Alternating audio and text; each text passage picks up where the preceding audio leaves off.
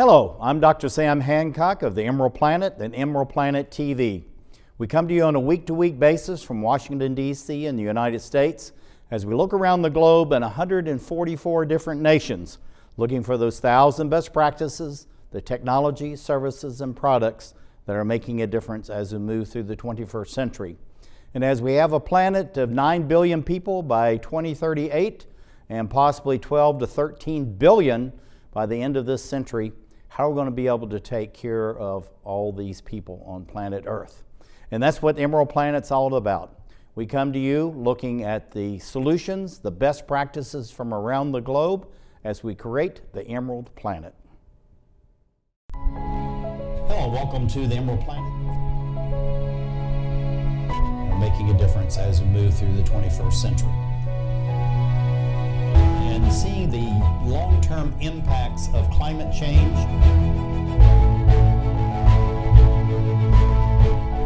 We're glad to have you. Thank you for being with us. One of the greatest challenges for the environment on planet Earth is plastic. Everywhere you go on the planet, every water body is full of plastic. Plastic is harmful to all living beings as it starts to degrade. And so we must actually make sure that there's no plastic in the water because it stops the proper flow of water, as we're going to be seeing through some of the photographs. At the same time, it poisons the water. We have a group led by Comandante Sergio Santi of the International Yachting Fellowship for Rotarians, and they are doing something about this actually all across the globe. Sergio, welcome to the Emerald Planet TV. Thank you, sir. Thank you, Sam. Ciao. Glad to have you with us. Say, tell us very quickly, what is Rotary International? Rotary International, I believe myself, that is the greatest possible society in the world. We are 1,002,500 almost people dedicated, all professionals that wants to give their professionality, as you can say, to the others for free, of course. We are not a charity. We are not a charity group. We are a dedicated person whose motto is serve above self all over the world. I think it's absolutely fantastic. Looking at the International Yachting Fellowship of Rotarians, what is it? And then we're going to get into this incredible program about plastic-free waters. International Yachting Fellowship of Rotarians was born more than 70 years ago. And because a British gentleman wanted to fly his pennant with the wheel on his mast. Of course, it was not easy in the beginning, but it went on okay. And now we are grown up. We are almost 4,000 people scattered all over the world. This is IYFR. Looking at the globe, I mean, you literally are everywhere on planet Earth trying to protect and help and take care of the various water bodies. You are the Commandante for the entire organization. Why is it so important that you have members all across the globe? It is a question of connections. You know, we are so well organized that our horizontal connection work beautifully. I can talk at the same time, of course, depending on the hours, with people in New Zealand, with people in Uruguay, and exchange what's going on. We don't give orders. We only have a strategic plan at which all of us adhere, and we are carrying that on. That is the main possibility that IYFR gives us. Links horizontal links. Yeah, I think it's absolutely fantastic. You really have a very storied history. Please share that with us. We have this magnificent aircraft carrier in the background, and then we have this very classical ship right in front. Tell us the meaning of this. This is I was first year. I had two lives, and this is my first life. That time I was a cadet, first class, 1962, and we were cruising in the open ocean, and all of a sudden this huge carrier materialized and was flashing us alpha alpha alpha alpha alpha alpha means who are you? And our captain said, answer them. We are the Navy, Italian Navy ship Amerigo Vespucci. And they answered, you are the most beautiful ship on the world. By flashing, and I am so proud, but because I could go back on that ship for 3 times Yeah, as an that's officer. absolutely magnificent. This is very important to you. Tell us what we're looking at and why this is celebrated in your own history. Well, this is one of the things I did. I wanted to fly, and at the end of the academy, the Navy sent me to Pensacola, Florida, where I got my U.S. Navy Aviator Wings of Gold, and I'm proud of it, of course. And I have an intense activity of flight, and this is my sail and fly is two things that I want to do. I did Hmm. it. Yeah, that's absolutely fantastic. And this is this Yeah. magnificent ship that you were talking about earlier, but we want to get into the work that you're doing. This is a great photograph because it shows the camaraderie, the connections around the world that IYFR has. And again, let's go back. Why is it so important to have these international connections, literally in almost every country, but certainly most ports around the globe? But you see, that is fellowship. If you don't have connection, what kind of fellowship you have? Mhm. You must know each other to be fellow. And this is beautiful. Rotary is international. If you is only Rotary, it's not Rotary. That international part makes the full idea. Mhm, mhm, mhm. And here is another symbol of your flag as it's actually being sailed around the globe. So you went from the very first time trying to get it on the very first yacht to now you have literally thousands of these flying around the globe. Why is it so important that you show the flag? We are proud to show this flag.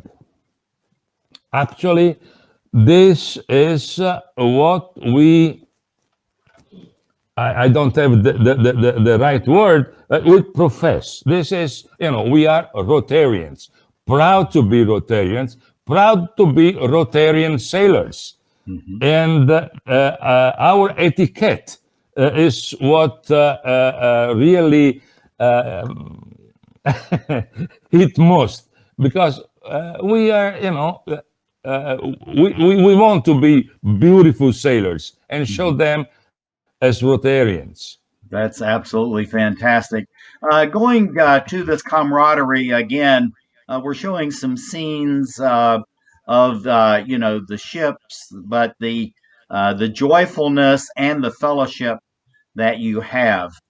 I believe you said you have over 4,000 members, and these are Rotarians from around the globe. How do you think this is going to help the future as we move towards this plastic free waters?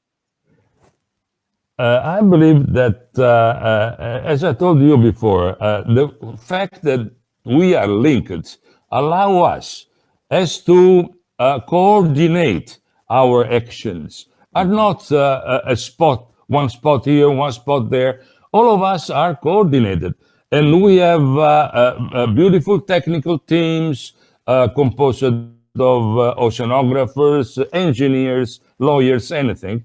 And if someone comes up with a project, okay, that project is known all over the world. And they say, okay, I know something about that, and everybody knows it. So in case something is wrong, okay, stop it, please, come on. This is no good. And this is the way we want to fight together. I think it's absolutely fantastic. Now, looking at this fellowship, this is a beautiful photograph of internationalism, of fellowship, of being able to share with one another. And so it seems that through Rotary and through the IYFR, you're able to really to connect the entire planet together for these various projects. Am I correct? Absolutely so. You are totally correct. Of course, it depends on the sensation they have in what is the amount of plastic they have in their seas. But all of us are united as to fight the problem. That's absolutely fantastic. I know this is something that you really are working on all of the continents. So you've moved into the Middle East, into Asia, now the African continent, the Americas. I mean, you're absolutely everywhere. So having these Rotary clubs, say in Africa, the South Seas, how is that connecting the world to rid the waters of plastic? You see, every region, we call them region because many fleets make up a region.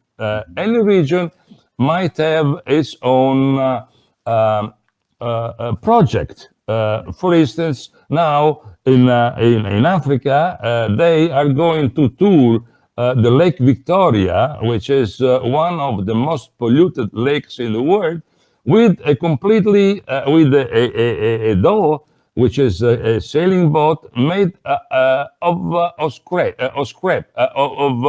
flip flop, and the operation is flip flop as a matter of fact, Mhm. and they are just touring it to make people aware of the problem. Mhm. And so, okay, others do something different, but altogether we go up to the center, which is the team, and this is what we show and would like the general secretary to know at the end. This is, we have been doing this. We are Mhm. connected with ESRAG, for instance, and our links with ESRAG will becoming stronger and stronger in the future because we recognize that as the main. Mhm. Mhm. Salute. We're going out. This is absolutely a beautiful photograph. This is the last Yeah. one. Sergio, you have 20 seconds. 20 seconds. What do you see for the growth and expansion of IYFR over the next 5, 10, or 15 years? Beautiful. No problem. We're gonna spend. We have been always spending. No problem. That's absolutely fantastic. Thank you. This is Commandante Sergio Santi of the IYFR as we create the Emerald Planet.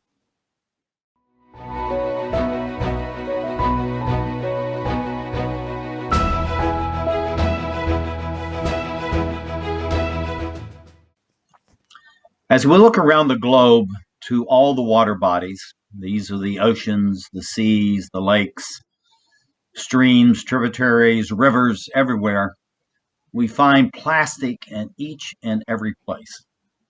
Plastic is very harmful to all living beings, whether animal, human. the plants, and of course, the microorganisms. But we have a group that's under Rotary International. It's called the International Yachting Fellowship for Rotarians. And they have this massive project called Operation Plastic Free Waters.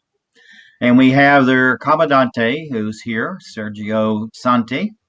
And he's going to be talking about what this plastic free waters is all about.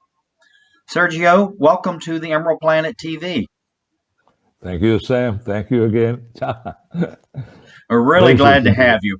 Tell us what, again, is the International Yachting Fellowship for Rotarians, and why is it so important on this operation of plastic-free waters?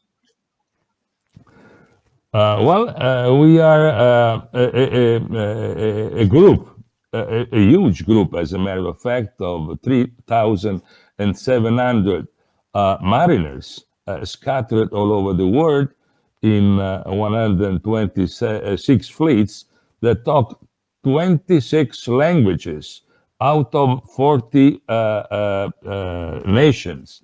And we are all together to fight this problem of the plastic that is invading our seas, our main bodies of waters, because we are interested also, of course, in rivers and in lakes. And we are fighting all together, all coordinated together against this tragedy that is affecting humanity. Yeah, it's absolutely incredible. I put this up here. Normally we don't put a statement in here, but in the essence of the IYFR, what are you really all about?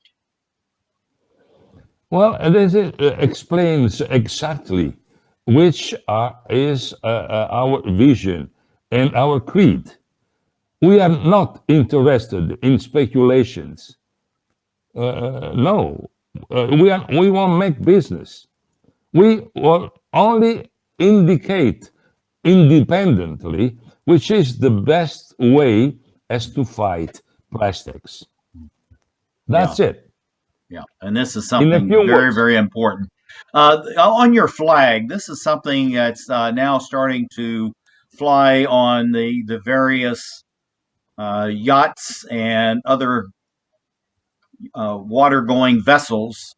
And it's interesting that you've implanted that on your flag for all of your vessels. Why have this flag? This flag makes the community. The one who will be raising this flag is to be recognized as one of the plastic-free waters operators all over the world.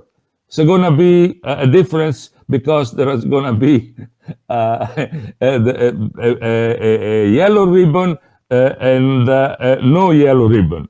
Yellow ribbon is for top executive committee and high, very, very, very high officers, the directing part. The others, all the others. Mm-hmm. Mm-hmm. Now, looking at the mask, there's billions of these all over the world. Something that we're going from the just plastics into these billions of cast-off masks. And this is something that you've actually taken on directly, this reduce, reuse, recycle. Exactly. Why is that very important in the coronavirus days? But you see, we are using billions of plastic masks every day. We decided to sensibilize people that it can be do the same thing, can be do in a different way with biodegradable fabrics. This is made of cotton, and so we reduce the use of plastic. And inside there is a filter which is made of viscose, which is not plastic. And we can wash it we can wash it and we can iron it and we can reuse it. So this is use it and recycle, of course, because when we take the filter off, okay, we can recycle it because it's organic, no problem. Yeah, I think That's it's it. absolutely fantastic. Looking at the waterways, this is so gross, it's hard to even look at it. Yeah. But this is something that we're seeing, Sergio, all across the planet. These cast off plastic everything Yeah. going into these tributaries. Why is this so hazardous and so disastrous for all water bodies? You see, this depends on the ignorance, in the very right sense of the word. Ignorance of people. People are ignorant of what's going on when they throw plastic into a canal like this or whatever.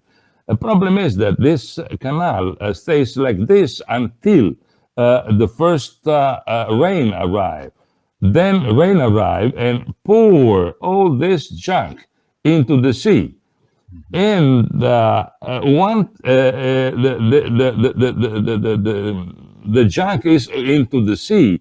It is almost, the currents, the winds move them into the great gyros. We have 5 great gyros, and but once it's there, it's not you can't catch it anymore. That is impossible. It's Yeah, so spread. It's so spread that it's not possible. So the idea is, why don't we get it before it goes into? Of yeah. course, okay, but the idea is that that is not the main. That is in the meanwhile, because the aim is to teach people how to behave as far as garbage is concerned. They must know how to do it. Some places they don't even know it.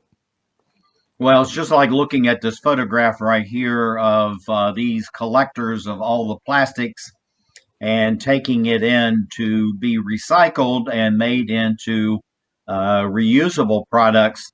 This is something not only that is private businesses doing, but Rotary International and through your International Yachting Fellowship of Rotarians is trying to collect and recycle and reuse this plastic.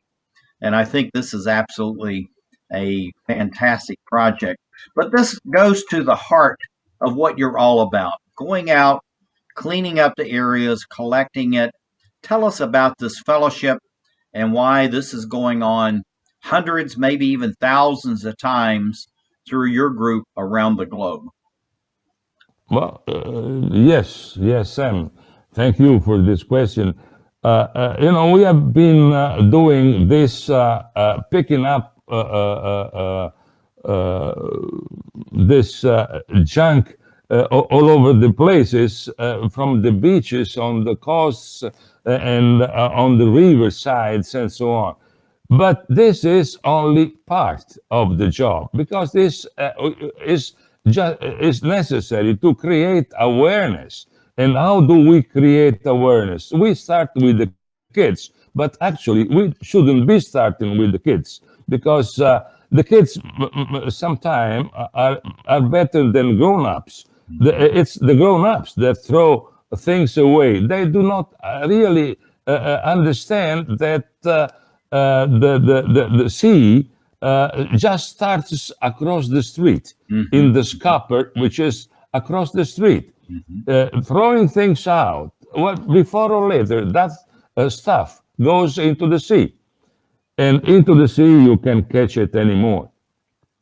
Yeah, it's interesting the various technologies that you and other groups now are trying to implement and employ into these large water bodies, including the oceans and the seas. And it's something that's very expensive, very difficult to do, but yet, just like what we have here are people collecting on land, you're really moving towards trying to collect out in the seas themselves, correct? No, we are not sorry, but in the seas, it has proved to be ineffective. But in a passive way like this, doesn't work. This moves with the currents and with the winds, and the winds go around. The rubbish and the barrier goes the same speed. So what they get as soon as the wind changes, it's going to be back in the sea. So Mhm. okay, we tried. I figure out an operation with some 220 ships moving, Mhm. some 60, some 6,000 people working at sea for 5 years. Mhm. All 24 hours a day. They don't make it. I mean, they can get 100,000, 120,000 of garbage, but then in the meanwhile, 8 million thousand will be into the sea again. Yeah, So, that's has it any sense? absolutely Uh, amazing. And thank you for sharing about this because that's what this is all about too, Sergio, is experimentation, looking for the best practices and attempting to share these best practices around the world. We're running out of time. What are we looking at here? And we have to be quick. Uh, well, this is a barrier that possibly works because it's simple, it's sturdy, does not affect anything, and it has a place where the garbage can be collected and then recycled right Mhm. away. That's absolutely fantastic.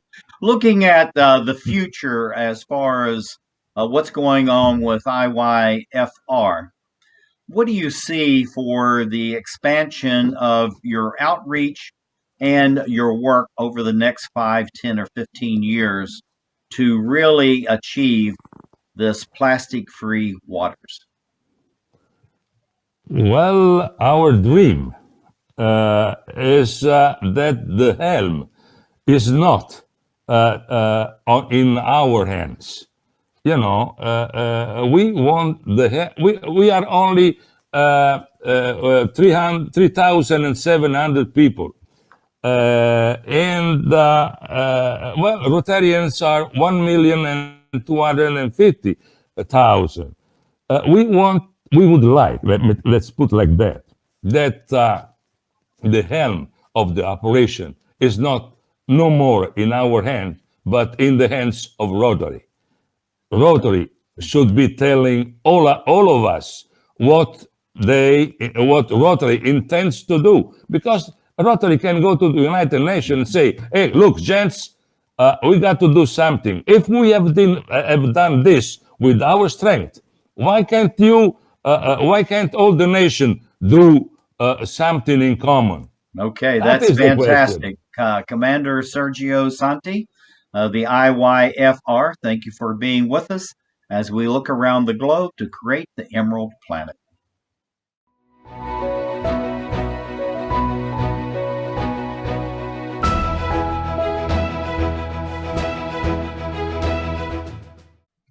And looking around planet Earth, one of the greatest challenges we have as we move through the 21st century is plastics in every water body on the planet, whether it's oceans, lakes, seas, streams, whatever it may be, it's full of plastic. Plastic is injurious to humans, animals, plants, and also microorganisms. But we have a group that's part of Rotary International. It's called the International Yachting Fellowship of Rotarians, the IYFR, and they have this massive organization. It's called Plastic Free Waters, and it's a operation that really is worldwide. We have with us Alfonso Bolio. He's the Area 2 Commodore. And Alfonso, thank you for being with us. Thank you very much for hosting us today. Tell us a little bit about what is Rotary International and why is it Well, important for your Fellowship of Rotarians? Well, Rotary International is an organization. It's worldwide. It's formed by several clubs in different countries with all religions and beliefs. Um, the International Yachting Fellowship of Rotarians is part of the fellowships of Rotary. So we're part of Rotary working in different ways. So, Yeah, and you have this Operation Plastic Free Seas that we're going to be talking about, and how to remove the plastic from waters all across the globe.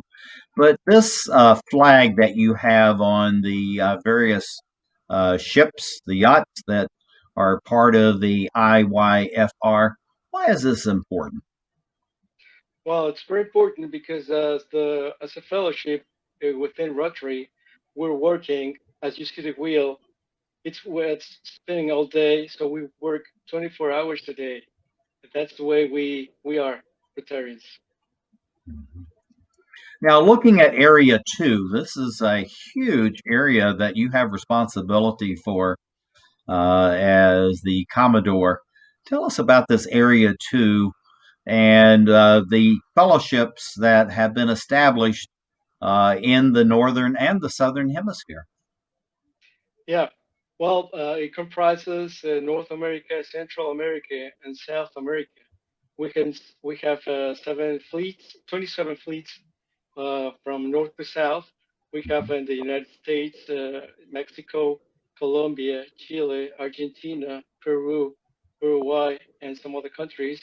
Mm-hmm. And in the islands out of the continent, we have a fleet in Hawaii that is part of the United States. Now, we are talking about in the very beginning how that plastic is absolutely everywhere and it's in all water bodies. Why is this so hazardous and so dangerous to planet Earth and all living beings on planet Earth? Well, plastic, it's a big problem around the world, every city, and more of those countries that have rivers, because most of the garbage goes to the rivers, and rivers go to the ocean. So all the garbage goes direct to the bottom of the sea. And there are many ways we can fight it, and what we are trying to do in the world. And we are part of the start here with the International Yachting Fellowship of Rotarians. As you see in the picture, there's a guy, and there's a lot of garbage, and that garbage becomes microplastics in many ways. So we can explain that later. Mm-hmm. Mm-hmm. Now, looking at this, this is really a putrid photograph, but the gentleman sitting on the very end of his boat, completely surrounded by plastic and garbage. How is this really emblematic of what's going on across the entire planet? Well, it's emblematic because in a few years there will be more plastic than fish in the oceans. But you see, a lot of the garbage goes to the patch, that it's a garbage patch in the North Pacific, and that's where people are working now. Boats are trying to get rid of the garbage, and we will see that a little later too. It's just absolutely amazing. This mother trying to feed her chick. This really symbolizes and captures what's actually going on in all the water bodies. Tell us what we're actually looking at here, and why is this devastating to planet Earth, but all living beings? As you see, the bird's feeding the bird, the chick, with garbage that is collected from the ocean or rivers. So when they eat that and they feed the birds, their chicks, they get the same plastic, and that plastic becomes part of the body, or they die.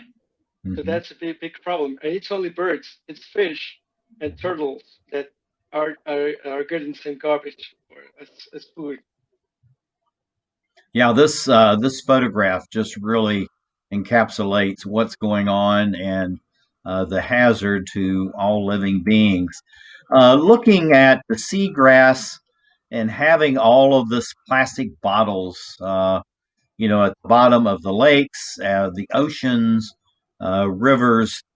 How is this again so hazardous and so damaging to the proper functioning of the planet? Well, as you see, all the plastic that goes to the ocean and it goes to the bottom, it becomes part of microparticles called microplastics. So those microplastics become part of the food of the fish and the sea life. So when we eat those fish, when we eat the fish, we get the same particles in our bodies. So those microplastics are a real problem now in the world.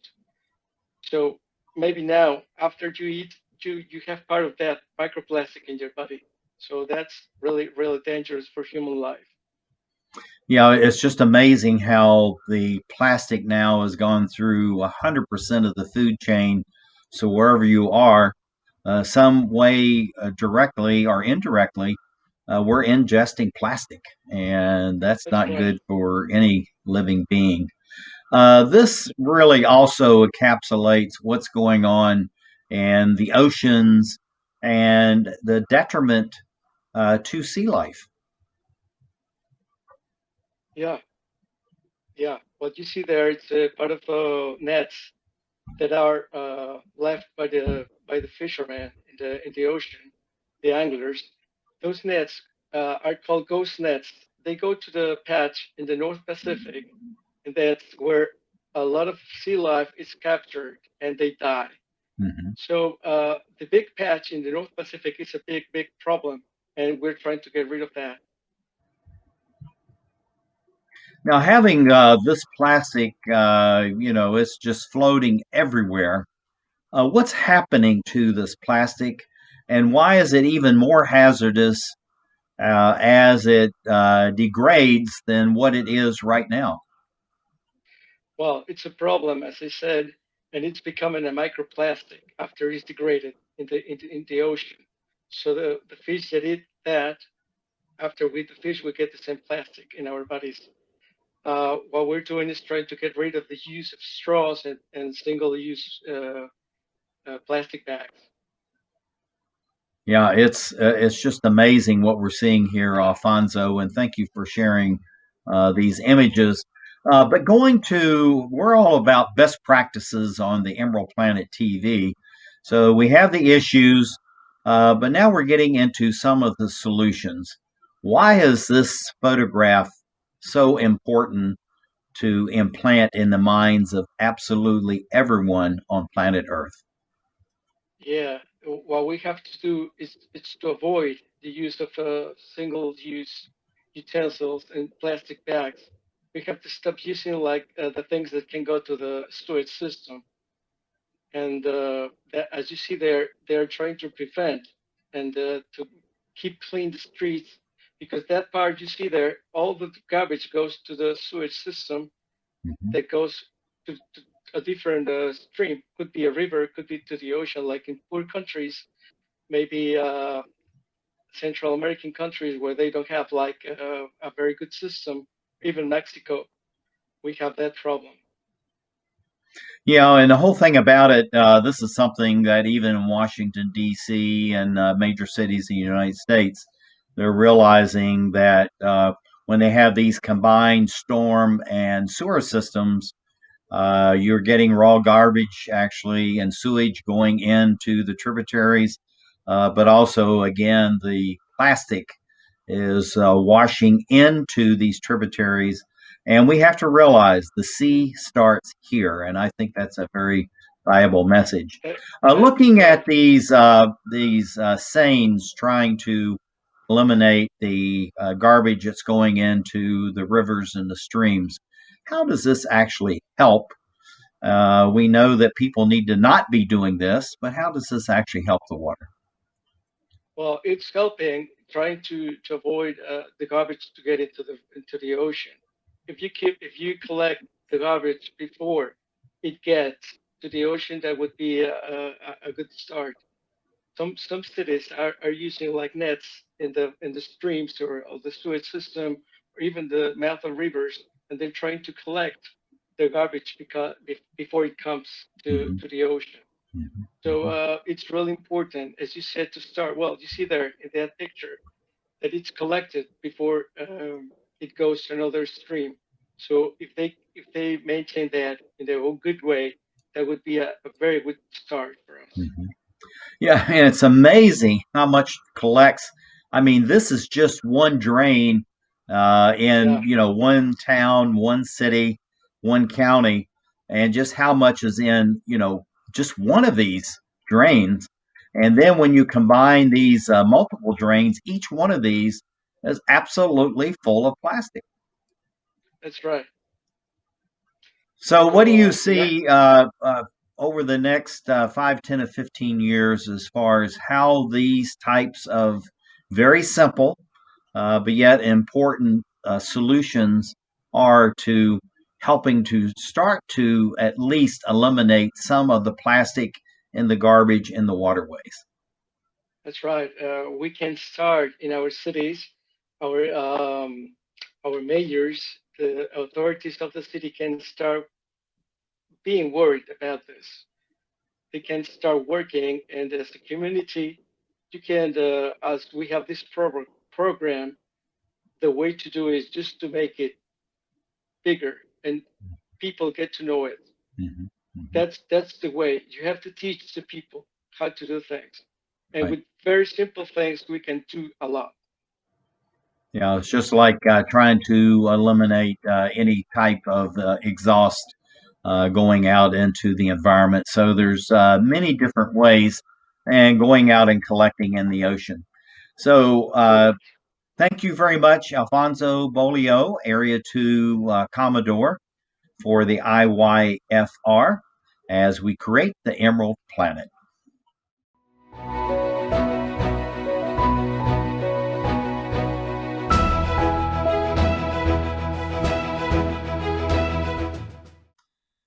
We're talking about a huge international project. It's called Operation Plastic Free Waters, because as most of us know, every water body on planet Earth is either already full or filling up with plastic and garbage. So Rotary International has the International Yachting Fellowship Rotarians that have this global operation called Plastic Free Waters. And we have with us Alfonso Bolio. He is the Area 2 Commodore. And Alfonso, thank you for being with us. Thank you again for hosting us today. We're glad to have you here. Talk about Plastic Free Waters as a operation affiliated with the IYFR. Well, as the International Fellowship of Rotarians, Active Fellowship of Rotarians, we started this program a few years ago.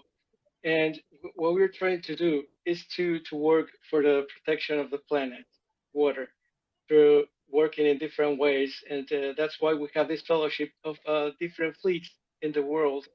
As Area 2, we have 27 fleets working from north to south, from North America to South America. What we're trying to do is to make conscious of people of how to work and fight against the garbage in rivers and the ocean. Yeah, this is an incredible, huge territory that you have to work with, Alfonso. And it looks like that there's much activity going on in both the northern and southern hemisphere. So it seems that your IYFR is working very diligently and consistently as far as networking all the Rotarians throughout these different areas. Correct. Some examples of what we're doing, it's like people from Canada, the fleets from Canada are trying to clean. They've been working for years in Costa Rica, cleaning up beaches. The Mexican fleet is working in a project for a cigarette butt collector that it damages the beaches and it damages the purity of water. So what we're doing is different projects. South America has different projects on rivers. The Brazilian fleet is trying to work at the lagoons, the borders with Brazil and Uruguay. So there are many things being done now. So every project in every fleet has an impact in the society and in the future of the oceans. Yeah, I think it's absolutely fantastic. And the interesting part that you're involving young people, the Rotaract clubs. We may want to mention just very quickly what Rotaract is, but why is it so important to have these young people involved now? And then also, literally, down into kindergarten through high school to be involved in this plastic free waters. Well, Rotaracts and Interacts are the young people within Rotary, and the range from age it's from 20 to 30 years. Well, 15 to 30. It depends on Rotaracts or Interacts. They have a very fresh view of what's going on in the world now. They have a different view of an adult, and they have different solutions on how to work things. If you teach the young people, they teach the youngest, the youngsters. So if you go to kindergarten, you go to elementary schools, you go to middle school, then you have the knowledge in those kids. They take it home, and that's the way even their parents can learn from them. So it's a very nice way to start. If you teach people from the beginning of their lives, then they will try to make it a better world as they grow up. So I think Yeah, and also this is very important because what you're doing with these young people at this age, and then again K-12, is that you're really reaching the elders, many of which really don't realize the impact that they're having as far as the tributaries are concerned. And so these young people are really reaching out. Having this international organization and having the various fleets, how does that actually work? And how is that impacting on removing plastics and garbage from the waterways? as I tell you, the different fleets in the different areas in the world are working in different projects. And as you see in the picture, there was in the 2019 International Rotary Convention in Hamburg, Germany. We had a chance to deliver 30 pen drives with information and different projects to be spread everywhere in the world. So every person from a different country, we chose 30 countries. So they took the information to send it to the different districts of Rotary. So every club of that country could have the information and get to know the project we have with working with the International Yachting Fellowship of Rotarians and the fleets they can join in different countries. I think it's wonderful. Now, hands-on. This is something that uh, the Emerald Planet's all about as far as hands-on, best solutions. Why is it so important that people actually get physically involved in the various projects that you have on this plastic-free waters? Yeah, because the only way to do is working, and you need hands to do it. So you see that picture, you see the people cleaning up beaches, and that's the way you start, and that's the way you can cooperate with your sand grain to do things. If you help with this little tiny thing, then you can do more, more, and more. If you get more people involved, then you can get so many things done. So that's teamwork, and that's what we're trying to do to work in teams and teach people how to do it. And also, too, it's very important, Alfonso, that people realize what they shouldn't be doing because some of the very people are showing up to do the cleanup. Maybe some of the ones that are contributing by putting the plastics in the drainage systems or not allowing things to be cleaned up before the typhoons or the floods come. So there's much they can be learning about how to prevent this going on. I think this is absolutely a wonderful photograph. Tell us what we're looking at here and why are Those such are projects so much fun? because those are kids. They're working and they learn how to dive and they try to clean up the diving. So they clean up the seafloor. So that's a very fun way to do it, and that's that's another way to get together, make friends, and make people think of what's going on. So when people see them working, then you can get the idea of what we want to do in the world. Yeah, and this really goes to the heart of what you're all about, fellowship. This is something that comes out whenever I'm talking to any of your members. Fellowship is so wonderfully important.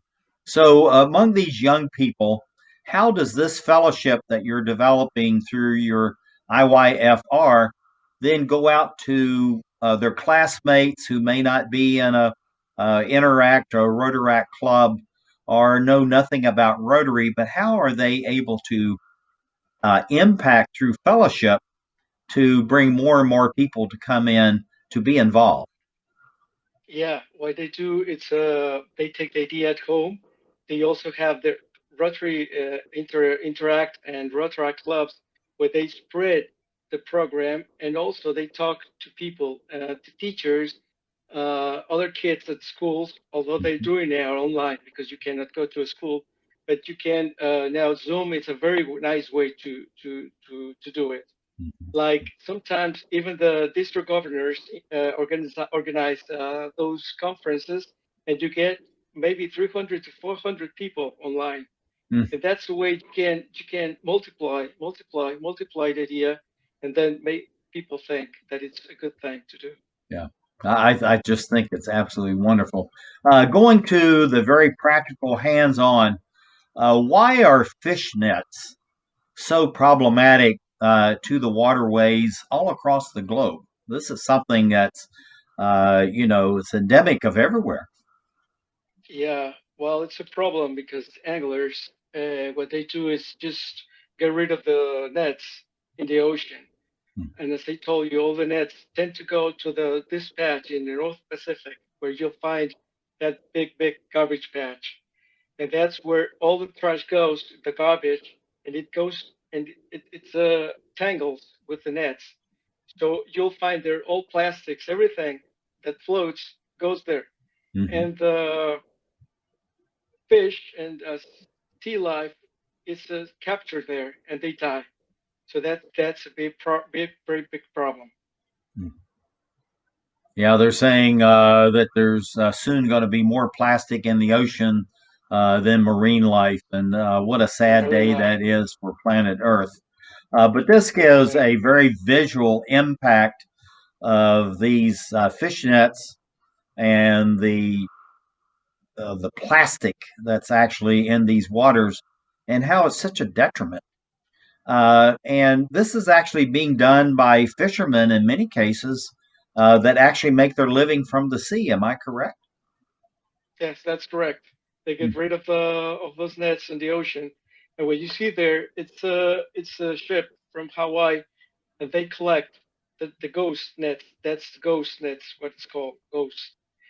And they take the nets to Hawaii, and the fleets there help to get the garbage or the trash that is mhm, captured, and to make an analysis and the statistics of what's found in those nets.